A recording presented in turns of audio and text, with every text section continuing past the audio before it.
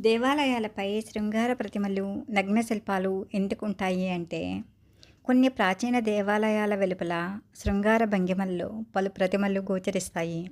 శృంగారం జీవితంలో ఒక భాగం. శృంగారం లేకపోతే సృష్టి లేదు.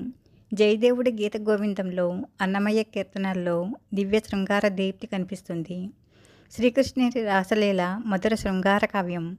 సంసారం సాగిస్తున్న వారిలో శృంగారంతో పాటు భగవంతుడి పట్ల భక్తిభావం ఉంటుంది.